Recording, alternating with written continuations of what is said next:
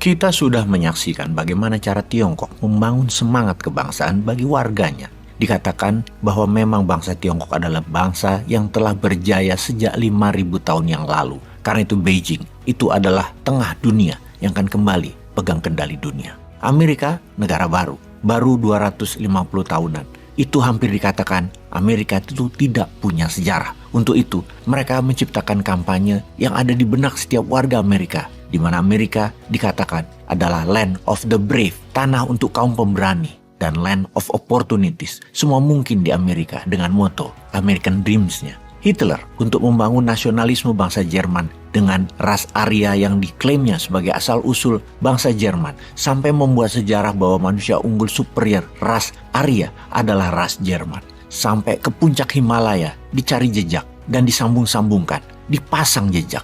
Mengambil simbol-simbol tradisional Arya, swastika terbalik, simbol Hindu, ras Arya, diambil jadi simbol SS-nya Nazi. Lalu Indonesia yang sejarahnya dibuat oleh Barat, yang masih diajarkan sampai sekarang di sekolah-sekolah, mengesankan kita bangsa Nusantara itu bangsa pendatang. Bukan bangsa besar, bangsa asli Nusantara yang dikatakan tidak punya budaya, kecuali ambil budaya pendatang. Dan untuk itu, kita harus luruskan. Generasi muda ke depan harus bongkar semua doktrin pelajaran sekolah yang dipengaruhi Barat, yang membuat kita seakan bangsa lemah, bangsa kecil, bukan pemain global. Kita seakan bangsa dari selatan India lah, dari selatan Tiongkok lah asalnya, masuk ke lahan kosong di Nusantara. Emangnya orang pindah nyari lahan kosong? Ya enggak lah, nyari lahan makmur lah pastinya, nyari budaya yang lebih tinggi lah pastinya, nyari wilayah yang lebih aman lah pastinya. Sungguh, Nusantara adalah pemain global, dan untuk itu sampai emosi seorang Bosman berapi-api untuk membalik semua informasi Barat dan informasi asing yang melemahkan jiwa dan mental anak bangsa. Tiongkok klaim sebagai bangsa besar sejak 5.000 tahun yang lalu, bahwa seakan-akan Nusantara itu tanpa Tiongkok adalah manusia tak berbudaya, terbelakang, kuno. Sebentar, ini bikin murka kalau didiamkan tanpa perlawanan. Gini deh, Nusantara dari sejak 20.000 tahun yang lalu adalah wilayah kepulauan.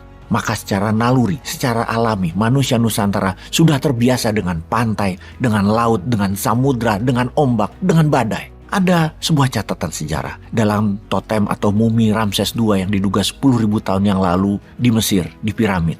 Ada catatan, di samping mumi tersebut ditemukan rempah cengkeh. Sementara itu sampai sekarang tidak ada jejak adanya pohon cengkeh yang tumbuh di wilayah Mesir. Dari mana cengkeh itu? Kemudian ilmuwan berpikir, ini dari Nusantara tentunya cengkeh tersebut. Kemudian ilmuwan berpikir, ini orang Mesir yang canggih punya kapal ekspedisi seberang lautan sampai wilayah Maluku, atau orang Maluku berlayar sampai Mesir. Mesir yang punya budaya daratan dan gurun lebih jago buat kapal, atau orang kepulauan yang jago buat kapal dan mengarungi laut samudra 10.000 tahun yang lalu tentunya. Di mana jawaban logisnya? Apa mentang-mentang Mesir bisa bangun piramid, mereka juga jago buat kapal untuk seberang lautan? Kapan dipakainya tuh kapal? Atau bangsa Nusantara yang memang raja laut sejak 20.000 tahun yang lalu, di mana kapal makin besar untuk bisa seberangi lautan? Jawabannya adalah bangsa Nusantara yang bawa cengkeh ke Mesir. Namun demi membuat kecilnya Nusantara, dicitrakan bahwa bangsa Mesir lah yang punya armada kapal ambil cengkeh di Maluku. Lah ngawur lah informasi sejarah itu. Kita harus lawan. Untuk itu kita mundur ke Plato yang menceritakan tentang benua Atlantis yang maju semua penduduknya, yang semua mata sejarawan dunia mengarah bahwa Atlantis itu ada di Nusantara. Ini seharusnya dikembangkan terus dengan membuktikan bahwa artefak sejarah peradaban masa lalu bangsa Nusantara adalah bangsa pengendali dunia jauh sebelum peradaban Mesir dan Tiongkok yang digadang-gadang terbaik di dunia. Tidak, Nusantara punya rekam sejarah juga. Bangsa Atlantis yang raja air dan berteknologi maju karena sudah mengenal api, di mana ada dua bangsa besar hidup satu zaman di satu wilayah, Atlantis dan Lemurian.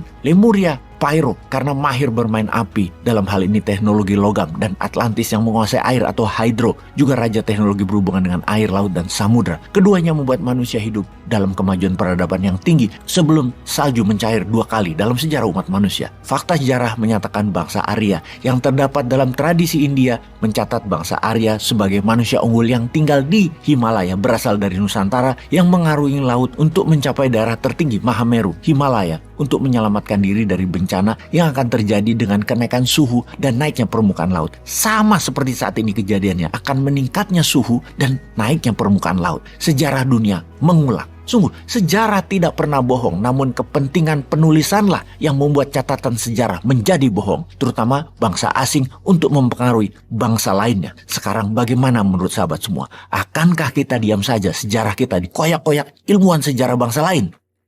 Peace.